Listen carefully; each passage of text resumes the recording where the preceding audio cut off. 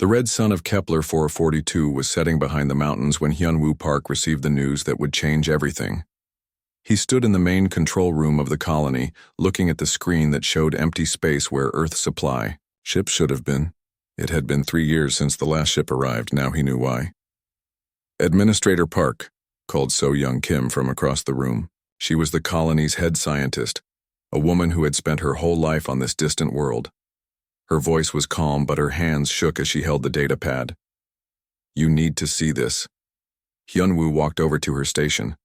The room was quiet except for the hum of life support systems. Around them, other colonists worked at their posts. Most of them were young people who had never seen Earth. Their parents and grandparents had come here 40 years ago to mine rare metals from the planet's crust. "What is it, So-Young?" Hyunwoo asked. She handed him the pad. On it was a message that had taken months to reach them from the outer system. The words were simple but terrible. Earth was gone, not destroyed but cut off. An alien race called the Dreknari had invaded human space. They were moving from system to system, taking over worlds and enslaving the people. "How old is this message?" Hyunwoo asked. 6 months, So-Young replied. "But there's more. Our long-range sensors picked up something 2 days ago.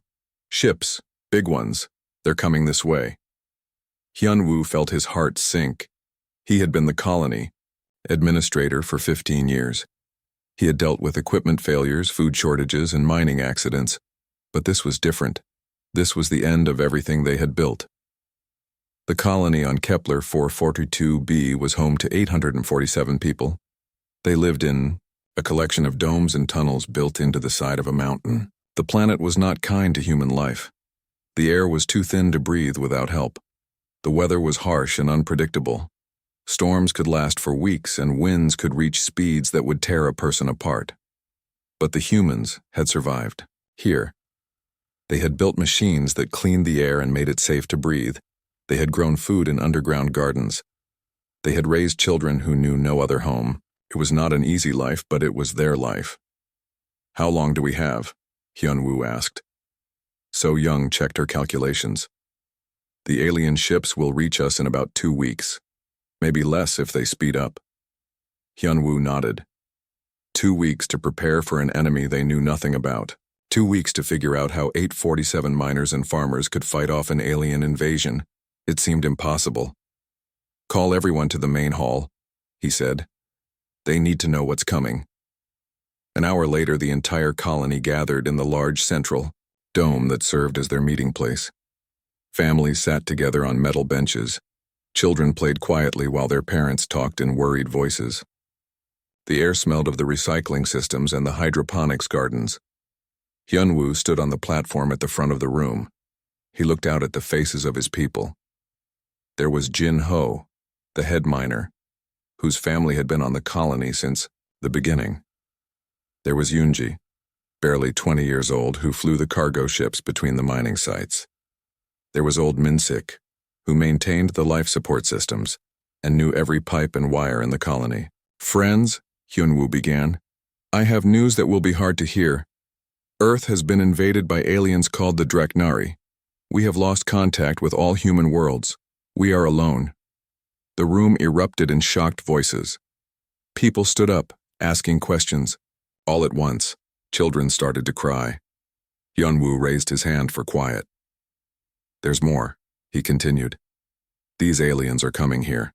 Their ships will arrive in 2 weeks. We don't know what they want, but from what we've learned, they don't leave humans alive." The silence that followed was complete. Even the children stopped crying. "What do we do?" asked Jin Ho. His voice was steady, but his face was pale. "We fight," Hyunwoo said simply. Someone in the back laughed bitterly. "Fight? With what? We're miners, not soldiers. We have cargo ships and drilling equipment. They have warships. Then we use what we have," Hyunwoo replied. "We've survived on this world for 40 years because we learned to make do. When the air recyclers broke down, we fixed them with spare parts from mining gear. When the food crops failed, we found new ways to grow them. When the storms came, we built stronger shelters." He paused, looking around the room. We survived because we never gave up. Because when something seemed impossible, we made it possible. That's what humans do. So-Hyung stood up from her seat near the front. Hyunwoo is right. We have advantages the aliens don't know about. We know this planet better than anyone. We know every cave, every storm pattern, every weak point in the ground. This is our home. Dong-hyun. Lee, the colony's chief engineer, raised his hand. He was a quiet man who spent most of his time working on the big machines that kept the colony running. I've been thinking about our equipment, the mining lasers, the fusion reactors, the atmospheric processors. They weren't built for war, but they could be changed. Changed how? Asked Hyunwoo. The mining lasers can cut through solid rock. They might cut through alien ship armor too. The fusion reactors produce enough power to run the whole colony. If we overload them, they could produce a lot more power. Maybe enough to run weapons we don't have yet. Young Ji-hun, barely 17, and one of the smartest people on the colony, spoke up from the middle of the crowd. My grandmother left research notes about the atmospheric processors, really advanced stuff that Earth never let them try. What if we could use that? Use it how? So-Young asked. Turn the weather into a weapon? Ji-hun said. Control the storms, the winds, maybe even the gravity in small areas. The aliens have never fought in weather like ours. We could make it worse. The room was quiet as people thought about what the young man had said. It sounded crazy, but so had most of the things they had done to survive on this world. It could work, said Min-sik slowly. The systems are already connected. If we modified the control software and increased the power flow. He trailed off, thinking. Hyunwoo felt something he had not expected. Hope. How long would it take to modify everything? To turn mining equipment into weapons and weather machines into fortress defenses? Dong-hyun thought for a moment. Maybe 2 weeks if everyone helps. Then that's what we do, Hyunwoo said. We turn this colony into something the aliens have never seen before. We show them that humans don't die easy. Yoonji stood up. What about the ships? My cargo haulers are fast, but they're not fighters. We'll make them fighters, Dong-hyun replied. Mount the mining lasers, add some armor plating, maybe some of those gravity bombs Ji-hun is thinking about. You know how to fly in the asteroid fields. That's harder than anything these aliens have probably seen. Over the next hour, they made plans. Groups formed around different projects. The miners would modify their equipment for war. The engineers would work on the atmospheric systems. The pilots would practice combat flying. The farmers would stockpile food and medical supplies. As the meeting ended and people went back to their homes, Hyunwoo stood alone on the platform. So-Young came up beside him. Do you really think we can do this? She asked quietly. Hyunwoo looked around the dome at his people preparing for war, children helping their parents carry equipment, old people sharing knowledge with young ones. Everyone working together because there was no other choice. I don't know if we can win, he said, but I know we won't give up, and sometimes that's enough to make impossible things happen. Outside, the wind howled around the colony domes. A storm was coming, as storms always came to this harsh world. But for the first time in years, the sound didn't worry Hyunwoo. Soon, he thought, the aliens would learn what it meant to fight humans in a storm. They were about to discover that when survival seemed impossible, humanity had a way of making it possible anyway. The workshop hummed with activity as Dong-hyun Lee stared at the massive mining laser in front of him. For 20 years, this machine had carved through solid rock to extract precious metals from deep underground. Now he needed to turn it into a weapon that could destroy alien warships. This is crazy, muttered Tae-ho, one of the younger engineers. He held a power coupling that was sparking dangerously. These machines weren't built for this kind of modification. Dong-hyun wiped sweat from his forehead. The workshop was getting hot from all the welding and electrical work. Around them, a dozen other colonists worked on similar projects. They were taking apart mining equipment and putting it back together in ways that no engineer on Earth would ever approve. Crazy is what we do best, Dong-hyun replied. He picked up his tablet and showed Tae-ho the power readings. Look at this. When we overcharge the laser by 30%, it produces enough energy to cut through 3 meters of steel in 1 second. But what happens when we overcharge it by 50%? Taeho asked. We find out, Dong-hyun said with a grin that was half excitement and half terror. Across the workshop, So-young Kim was working with Ji-hoon on something that looked like it belonged in a science fiction movie, rather than a mining colony. They had taken the atmospheric processing unit apart and were rebuilding it with extra power cores and computer systems. Tell me again how this is supposed to work, So-young said as she connected a cable to a control panel. Ji-hoon pointed to the schematic on his screen. At 17, he understood the colony systems better than most adults. His grandmother had been one of the original terraforming engineers, and she had taught him things that weren't in any textbook. The atmospheric processors control the weather in a small area around the colony, Ji-hoon explained. They make sure we have breathable air and protect us from the worst storms. But my grandmother's notes show they can do much more. Like what? Create localized gravitational fields, generate electromagnetic pulses, even produce controlled lightning strikes. Ji-hoon's eyes lit up as he talked. She designed all this stuff, but Earth said it was too dangerous to use. So-young looked at the teenager with new respect. And you think we can make it work? I think we have to make it work, Ji-hoon replied.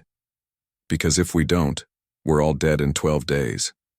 In another part of the workshop, Yoon Ji-seo was crawling inside the cargo bay of her ship.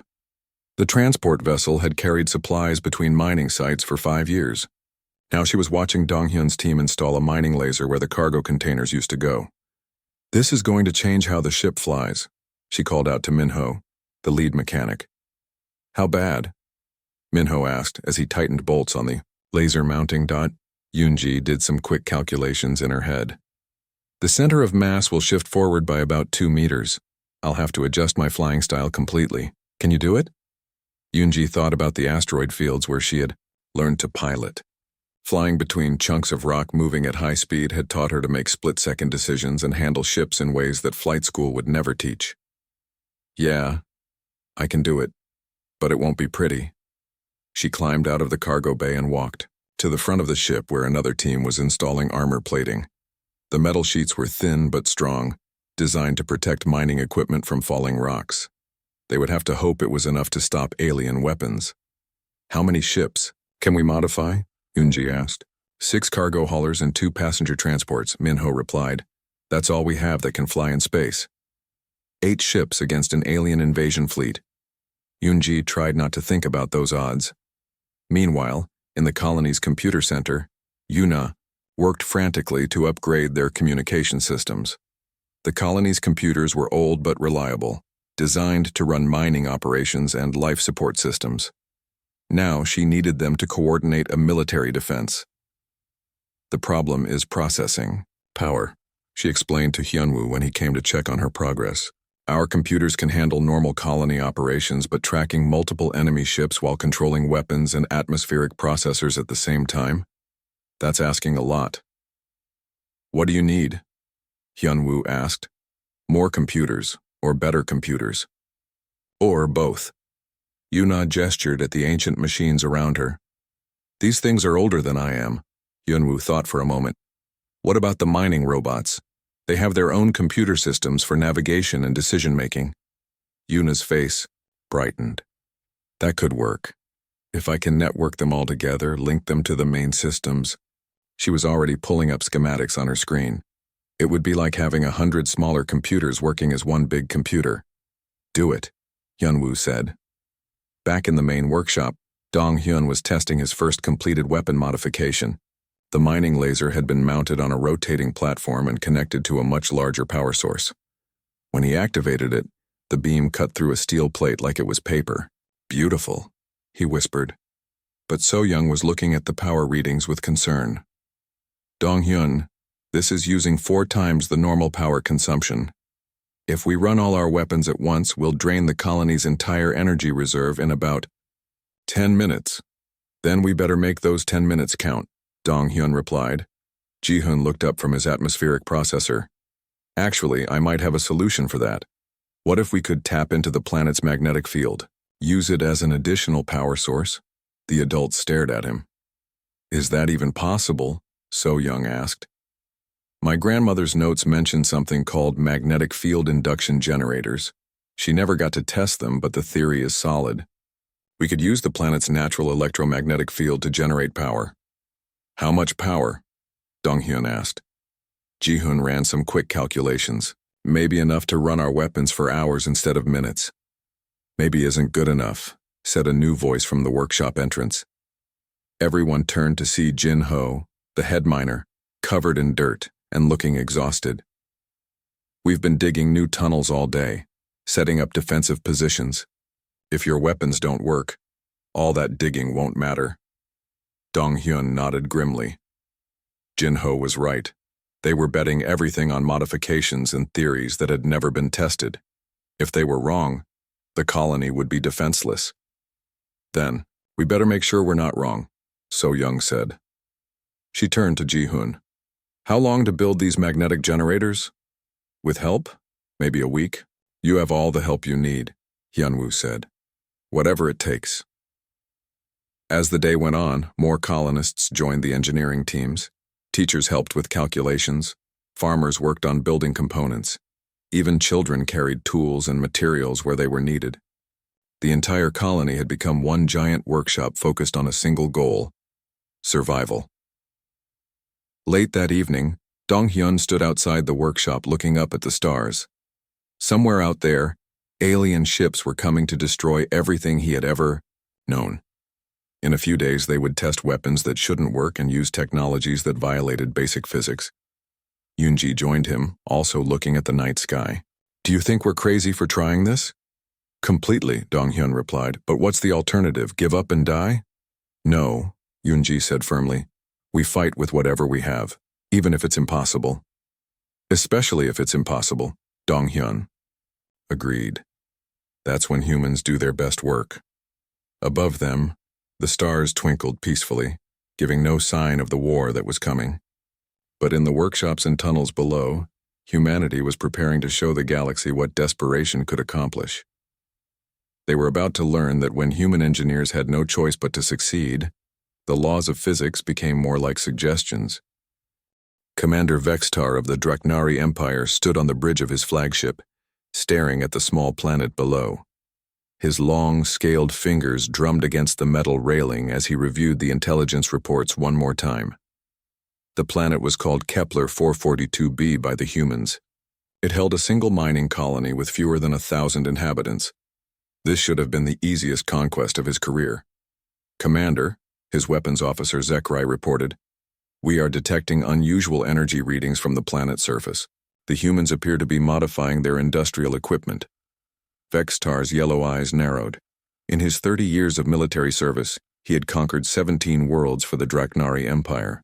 Every species followed the same pattern when faced with his fleet. They either surrendered immediately or fought with whatever military forces they possessed. When they lost, they accepted defeat. Humans, he had learned, were different. They did not accept defeat easily. But these were just miners and civilians. They had no warships, no trained soldiers, no advanced weapons. They should be begging for mercy by now. What kind of modifications?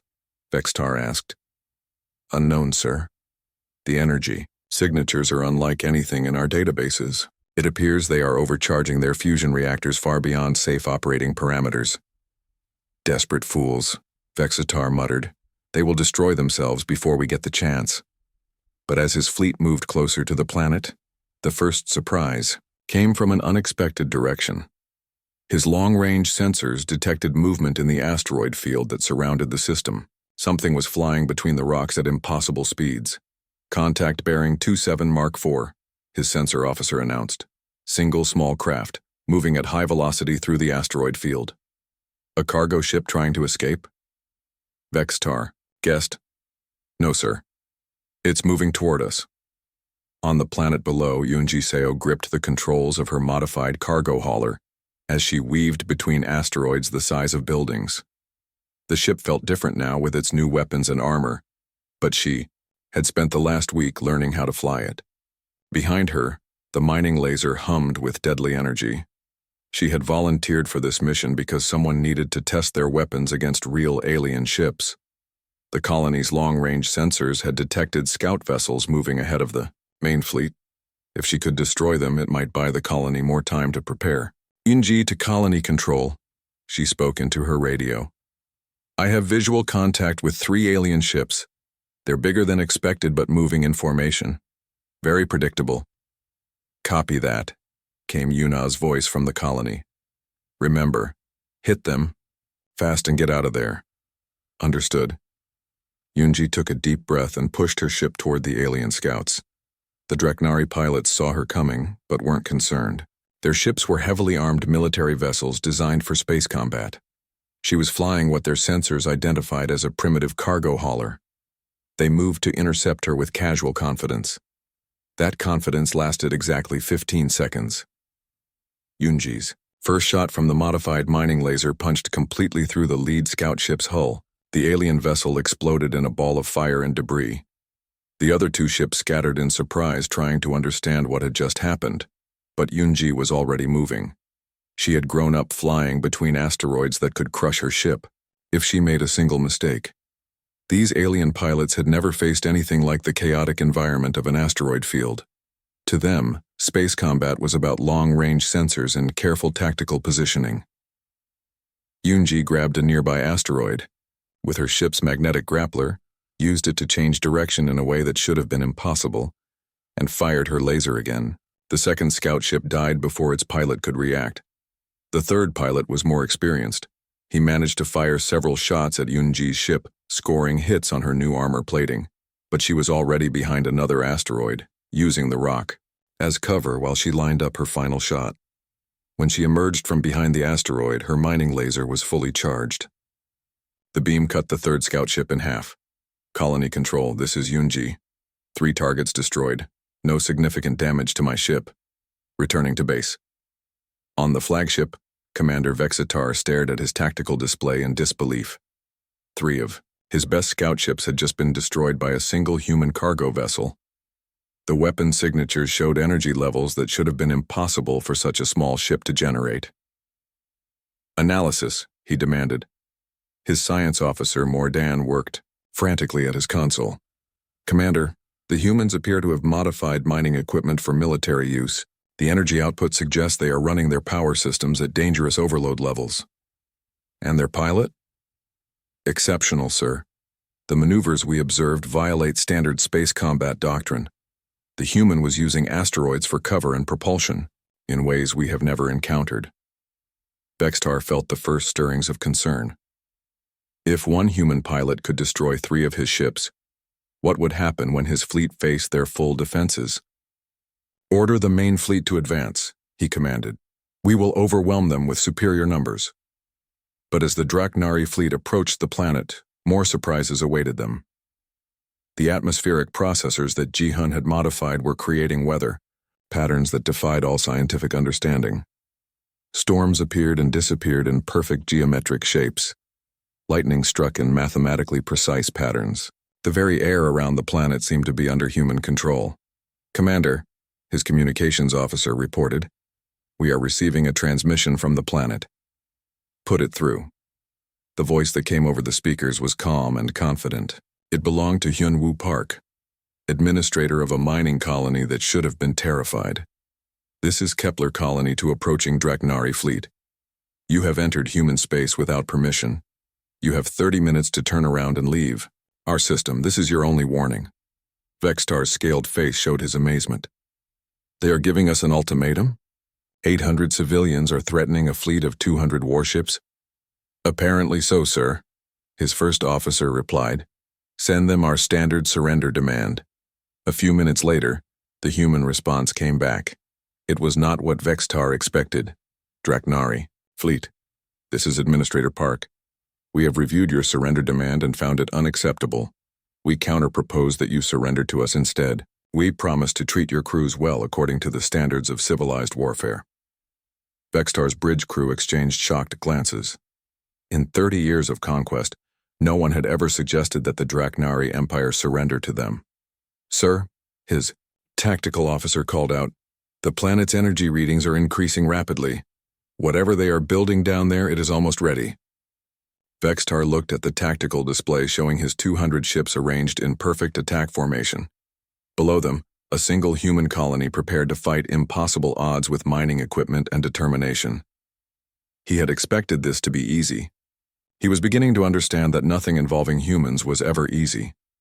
All ships prepare for planetary bombardment, he ordered. We end this quickly. But deep in his mind, Vextar wondered if ending things quickly would be possible. These humans had already shown they did not follow the normal rules of warfare. They had turned cargo ships into fighters and mining lasers into weapons that could destroy military vessels. What else might they have learned to do in their desperation? To survive? He was about to find out. Dr. So-Young Kim stood in the control room watching readings that should not have been possible. The atmospheric processors were working beyond anything she had ever imagined. According to her instruments, Ji-Hoon's modifications were creating localized gravity fields, controlling weather systems with mathematical precision, and generating energy levels that violated several laws of physics. This is impossible, she muttered, checking her calculations for the 5th time. What's impossible? Asked Ji-Hoon as he worked at a nearby console. The 17-year-old was calmly adjusting parameters that So-Young didn't even understand. Everything we're doing. These energy readings, the gravitational anomalies, the way you're controlling atmospheric pressure across the entire region. None of this should work. Ji-Hoon looked up from his console with a puzzled expression. But it is working. I can see the storms forming exactly where I want them. The lightning strikes are hitting the practice targets perfectly. The gravity fields are stable. So-Young stared at him. Do you understand what you've done? You've created technology that our best scientists on Earth said was impossible. Maybe Earth scientists don't think hard enough when people are going to die. Ji-Hoon replied simply. He turned back to his console. Besides, my grandmother left really good notes. Across the room, Yuna was monitoring communications from the approaching Draknari fleet. What she heard made her uncomfortable. The aliens were not just confused by human technology. They were frightened. Administrator Park, she called out. You need to hear this. Hyunwoo walked over to her station. Yuna played back a transmission she had intercepted between Draknari ships. The humans are using technology we cannot identify, came an alien voice through the translator. Their weapons violate our understanding of energy physics. Their atmospheric control exceeds anything in our databases. Are they more advanced than we believed? Asked another voice. No. Our intelligence shows they are primitive miners using industrial equipment, but somehow they are achieving results that should require technology centuries beyond their current level. How is that possible? Unknown. Recommend extreme caution. Hyunwoo smiled grimly. The aliens were afraid because they were trying to understand human technology using alien logic. They didn't realize that human desperation had moved beyond logic into something else entirely. In the engineering section, Dong-Hyun was putting the finishing touches on his latest creation. He had taken the mining robots that normally dug tunnels and modified them into something that looked like it belonged in a nightmare. Each robot was now equipped with multiple mining lasers, armor plating, and the ability to move through solid rock. Underground assault units, he explained to Minho, who was helping with the final programming. If the aliens try to land ground troops, these robots can attack them from below. How many do we have? 57 that are fully operational. Another 20 that are mostly working. Dong-Hyun activated one of the robots with his remote control. The machine's eyes glowed, red as its laser weapons powered up. They can operate independently or follow simple commands. Minho watched the robot test its weapons on a target dummy. The mining laser cut through the metal like it was made of paper. Remind me never to make you angry. It gets better, Dong-Hyun said with a grin. Watch this. He pressed another button on his controller. The robot suddenly seemed to disappear. Minho blinked in confusion before realizing what had happened. The robot hadn't vanished. It had activated some kind of camouflage system that made it nearly invisible. How did you do that? Adaptive camouflage using electromagnetic field manipulation. Another one of Ji-Hoon's ideas based on his grandmother's research. The robots can bend light around themselves to become almost impossible to see. Minho shook his head in amazement. A week ago, we were mining rocks. Now we're building invisible robot armies. That's what humans do when we have to, Dong-hyun replied. Meanwhile, Yoonji was preparing for the real battle. Her success against the scout ships had proven that their modified weapons could destroy alien vessels. But now she would face the entire Dreknari fleet, with only 8 converted civilian ships. Remember, she told her pilots during their final briefing, we're not trying to win a conventional space battle. We're trying to survive long enough for the ground defenses to work. The other pilots nodded nervously. They were cargo hauler operators and passenger transport pilots who had never expected to fly in combat. But they had spent the last week training in the asteroid fields, learning to use rocks and debris as weapons and shields. Stay close to the asteroids, Yoonji continued. Use them for cover. Don't try to fight fair. The aliens have better ships and more weapons. Our only advantage is that we know how to fly in impossible conditions.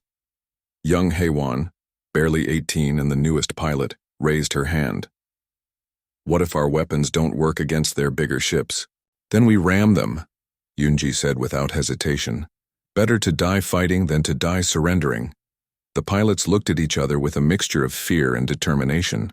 They were about to face impossible odds with jury-rigged weapons and desperation. But they were human, and humans had a long history of doing impossible things when they had no other choice. Back in the control room, So-young was watching the final preparations with growing amazement. Every system in the colony had been modified beyond recognition. The atmospheric processors were creating artificial weather patterns that could be used as weapons. The mining equipment had become a defensive network capable of destroying much larger forces. Even the computer systems were working at levels that should have been impossible for their age and design. How are we doing this? She asked Hyunwoo quietly. I don't know, he admitted, but I've learned not to question miracles when lives are at stake. This isn't a miracle, So-young said. This is something else. We're using technologies that shouldn't exist, achieving results that violate physical laws and somehow making it all work together. Ji-hoon looked up from his console again. Maybe the physical laws are wrong. The adult stared at him. I mean, he continued, what if the laws of physics are just descriptions of what usually happens, not rules about what can happen? What if humans can break those laws when we really need to? That's not how science works, So-young protested. Then how do you explain what we're doing? Ji-hoon asked. So-young looked around the control room at impossible machines producing impossible results. She looked at the readings showing energy levels that shouldn't exist and gravity fields that defied explanation. She looked at the weather control systems that were turning the planet's atmosphere into a weapon. I can't explain it, she admitted, but it's working. Then maybe that's enough, Hyunwoo said. Maybe explanation matters less than survival. Outside, the Dreknari fleet was approaching the planet's outer atmosphere. Commander Vextar was preparing for what he thought would be a simple planetary bombardment. He had no idea that he was about to encounter something that would challenge everything the galaxy thought it knew about the limits of technology and the determination of humans. The battle was about to begin, and physics itself was about to be put to the test. The battle began at dawn when Commander Vextar ordered his fleet to open fire on the human colony. 200 Dreknari warships unleashed their weapons in a coordinated bombardment that should have wiped the mining settlement off the face of the planet. Instead, something impossible happened. The energy beams from the alien ships struck an invisible barrier 50 kilometers above the colony and scattered in all directions. Some shots reflected back at the attacking fleet. Others simply vanished into what looked like empty space. A few seemed to bend around the colony and strike empty ground hundreds of kilometers away. Report, Vexatar demanded as his bridge crew scrambled to understand what they were seeing. Unknown defensive technology, sir, his weapons officer replied. Our sensors show no physical barriers, but something is deflecting our attacks. On the planet below, Ji-hoon watched his atmospheric processors work exactly as he had hoped. The gravitational field generators were creating pockets of bent space-time that redirected incoming energy. It was technology that should have required massive space stations and exotic materials. Instead, he was doing it with modified mining equipment and determination. Gravitational deflection at maximum, he reported to Hyunwoo. Their weapons can't touch us as long as the power holds. How long can we maintain this? Hyunwoo asked. Maybe an hour if we're lucky. The power consumption is enormous. That was when Yoonji and her pilots launched their attack. 8 modified cargo ships rose from the planet's surface and disappeared into the asteroid field. To the Draknari fleet, they looked like easy targets. The alien commanders sent 50 fighters to destroy them quickly and return to the bombardment. What happened next would be studied by military strategists for generations. Yoonji led her pilots through the asteroid field like a deadly dance. They used magnetic grapplers to grab chunks of rock and hurl them at alien ships. They fired mining lasers from impossible angles, using asteroids to ricochet their beams around enemy armor. Most importantly, they fought like humans who had grown up in the most dangerous environment in the solar system. The Draknari pilots were skilled and experienced, but they had trained for conventional space combat. They expected enemy ships to behave in predictable ways, to follow standard tactical doctrine, to respect the basic laws of physics. Yoonji's pilots did none of those things. Young Hai-Wan used her cargo ship's loading arm to grab an alien fighter and throw it into an asteroid. Min-jae overloaded his ship's engines to achieve acceleration that should have been impossible, allowing him to ram an enemy vessel before it could react. Sung-ho modified his mining laser to fire in rapid pulses, creating a stream of energy that could cut through multiple targets. Within 30 minutes, all 50 Draknari fighters had been destroyed. Commander Vextar watched the tactical display with growing horror. His experienced pilots were being defeated by civilian cargo operators using improvised weapons and tactics that made no sense. "Sir," his first officer said quietly, "perhaps we should consider withdrawal." Withdrawal? Vextar's voice was sharp, with disbelief. "From 8 cargo ships and a mining colony? Sir, we have lost over 60 vessels. Their defensive capabilities appear to exceed our current understanding of human technology." Before Vextar could respond, his sensors detected new movement from the planet. Hundreds of small objects were rising from the surface, moving too fast, and in too many directions to track effectively. Dong-hyun's mining robots had joined the battle. The robots swarmed through space using modified rocket engines that should have exploded from overuse, but somehow kept working. Their camouflage systems made them nearly impossible to target. Their mining lasers could cut through starship hulls as easily as they had once cut through rock.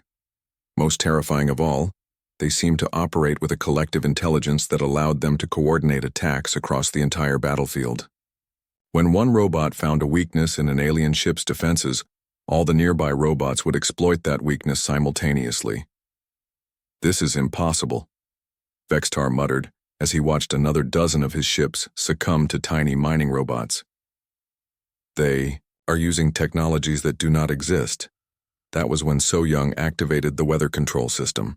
The atmospheric processors had been building energy for hours, creating storm systems that covered half the planet. Now So-Young released that energy in a concentrated burst directed at the alien fleet. Lightning struck upward from the planet's surface, reaching through space to strike Draknari ships with impossible accuracy. Hurricane-force winds somehow extended into the vacuum of space, buffeting alien vessels and disrupting their formations. Most remarkably, gravity fields began to shift and flow around the planet, pulling enemy ships out of their intended flight paths. "Their planet is attacking us," one of Vextar's officers reported with barely controlled panic. "Planets don't attack," Vextar snapped. "It's some kind of technology." "What kind of technology can control gravity and weather in space?" Vextar had no answer. The battle reached its climax when Ji-hun activated what the colonists had started, calling the Desperation Protocol. Every power source in the colony was connected to the atmospheric processors. Every fusion reactor, every solar panel, every backup generator was pushed far beyond safe operating limits. The energy buildup was visible from space as a growing sphere of light around the planet. "Sir," Vextar's science officer called out urgently, "the humans are generating energy levels that could destabilize local spacetime. If they continue this buildup." "What?" Vextar demanded. "Unknown, sir. The energy levels are beyond anything in our experience." Hyun-woo stood in the colony's control room watching power readings climb toward levels that should have destroyed every system they had. Around him, his people worked calmly at consoles that were sparking and smoking from overload. Power at 400% of maximum safe levels, So Young reported. 500%, Ji-hun added a moment later. Still climbing. How high can we push it? Hyun-woo asked. I don't know, Ji-hun admitted. My grandmother's notes don't go this high. Then we find out together. At 800% of maximum safe power levels, something extraordinary happened. The space around Kepler 442b began to fold in on itself. The gravitational fields generated by the atmospheric processors had reached a critical point where they were affecting the fundamental structure of reality. The Draknari fleet found itself caught in a space-time distortion that pulled their ships away from normal space into what could only be described as somewhere else. One by one, the alien vessels simply vanished from the battlefield. Commander Vextar watched his fleet disappear around him. His own flagship was the last to go, pulled inexorably toward the impossible gravitational anomaly that the humans had created. Send a message to the Empire, he ordered his communications officer. Tell them to avoid this system. Tell them the humans have weapons that can break the laws of physics. Sir, how is that possible? Vextar looked at his tactical display, now showing empty space where 200 warships had been moments before. I don't think they know it's impossible. The flagship vanished into the space-time fold, leaving the human colony alone in their system. In the control room, the colonists stared at their instruments in amazement. The power levels were dropping back to normal. The atmospheric processors were shutting down their emergency protocols. The gravitational anomaly was dissipating, and they were alive. Where did the alien ships go? So Young asked. Somewhere else, Ji-hun replied. The space-time fold sent them to a parallel dimension. They should be stuck there for about 47,000 years. Should be? Well, the math gets complicated when you're folding space-time, but probably 47,000 years. Hyun-woo looked around at his people. Engineers who had rewritten physics, pilots who had defeated trained military with cargo ships, scientists who had turned weather into a weapon, teenagers who had bent reality itself to protect their home. We did it, he said quietly. We actually did it. Outside, the red sun of Kepler 442 was setting behind the mountains. The storms were calming. The colony was safe. And somewhere in the depths of space, a message was traveling toward Earth. A message that would change humanity's place in the galaxy forever. 6 months after the battle, Earth's most advanced research ship arrived at Kepler 442b, carrying the brightest scientists humanity had to offer. They came expecting to rescue a primitive mining colony and stayed to study the most significant technological breakthrough in human history. Dr. Marcus Webb, Earth's leading expert on theoretical physics, stood in Ji-hun's workshop staring at the atmospheric processors with complete bewilderment. According to his instruments, the machines were generating stable gravitational fields using technology that his textbook said was impossible. This can't work, he said for the 10th time that morning. But it does work, Ji-hun replied patiently. The 18-year-old was explaining his modifications to a group of Earth's top scientists, most of whom had advanced degrees and decades of research experience. See, you just have to adjust the magnetic field resonance to match the planet's core rotation, then amplify the signal through the fusion matrix. Dr. Webb looked at his readings again. You're generating gravitational anomalies with mining equipment. This violates 16 fundamental laws of physics. Which laws? Ji-hun asked with genuine curiosity. All of them, Dr. Webb said weakly. Across the workshop, Dong-hyun was showing Earth's military engineers his weapon modifications. The visitors from Earth kept asking technical questions about power consumption ratios and safety protocols. Dong-hyun kept giving them answers that made no sense according to established engineering principles. You're overcharging fusion reactors by 800%, said Colonel Martinez, Earth's top military engineer. They should have exploded. They would have, Dong-hyun agreed cheerfully. if we hadn't modified the containment fields using Ji-hun's grandmother's notes about magnetic resonance amplification. What's magnetic resonance amplification? Something we invented last week when we needed more power. Colonel Martinez stared at him. You can't just invent new physics when you need it. Why not? Dong-hyun asked. It worked.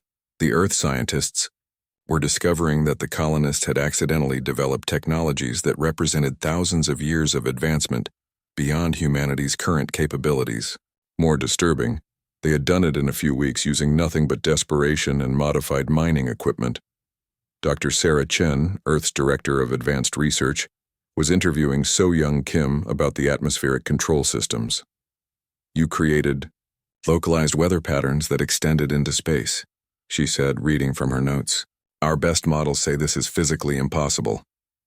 Your models might be wrong, So-young suggested politely. These models have been tested and verified by hundreds of scientists over centuries of research. Have any of those scientists ever tried to save their colony from alien invasion using modified mining equipment? Dr. Chen paused. Well, no. Then maybe they haven't tested their models under the right conditions. The more the Earth scientists studied, the more confused they became. The colonists had achieved breakthrough after breakthrough in areas that should have required massive research programs and unlimited funding. Instead, they had done it with spare parts and determination. How did you know these modifications would work? Dr. Webb asked Ji-hun during one of their sessions. I didn't, Ji-hun admitted. But we had to try something, and my grandmother's notes gave us ideas. But you were risking the entire colony on untested theories. We were dead anyway if we didn't try. Dr. Webb was beginning to understand that the colonists had succeeded precisely because they couldn't afford to fail. When survival was impossible, they had made it possible by refusing to accept the limitations that normal research operated. Under Administrator Hyun-woo found himself appointed as Earth's special advisor on impossible technologies. His first recommendation was to establish research stations on worlds where scientists would be forced to solve problems without unlimited resources or safety protocols. Necessity breeds innovation, he explained to the Earth delegation. When you have no choice but to succeed, you find ways to make impossible things work. But the most significant change came from Yoon-ji and her pilots. Their success against trained military forces using converted cargo ships had caught the attention of every military organization in human space. Yoon-ji found herself promoted to admiral and put in charge of training Earth's new impossible combat division. The key, she explained to her first class of military pilots, is to stop thinking about what you can't do and start thinking about what you have to do. The aliens expected us to fight like normal military forces. Instead, we fought like humans, with our backs against the wall. But Admiral, one of the pilots asked, how do we replicate tactics that were based on desperation? Simple, Yoon-ji replied. We assume every battle is a desperate battle. We assume conventional weapons won't work. We assume the enemy is stronger, faster, and better equipped. Then we figure out how to win anyway. The training program she developed became known throughout human space as survival combat. It taught pilots to use any available resources as weapons, to treat impossible maneuvers as standard operating procedure, and to never accept that a situation was hopeless. Meanwhile, Ji-hun's discovery that human determination could apparently rewrite physical laws led to the establishment of the Kepler Institute of Applied Impossibility. The institute's motto was simple: when science says it can't be done, humans prove science wrong. Dr. So-young Kim became the institute's first director. Her opening lecture to the first class of students was remembered long afterward. For centuries, humans have been told there are limits to what we can achieve, limits to how much energy we can generate, limits to how fast we can travel, limits to what technologies we can build. Those limits exist only as long as we accept them. She gestured toward the atmospheric processors visible through the laboratory windows. These machines prove that human determination is a force that can change physical reality. When we refuse to give up, when we refuse to accept defeat, we become capable of things that the galaxy considers impossible. But how do we teach determination? Asked one student. You don't, So-young replied. You create situations where determination is the only option for survival. Then humans naturally become capable of the impossible. Word of humanity's breakthrough spread throughout the galaxy within a year. Other species studied the reports with a mixture of amazement and concern. The humans had not just defeated a superior military force. They had apparently developed the ability to break fundamental laws of physics through willpower alone. The Galactic Council's official response was carefully diplomatic. We congratulate humanity on their technological advancement and look forward to peaceful cooperation. Their private response was somewhat different. The classified council files contained a single recommendation.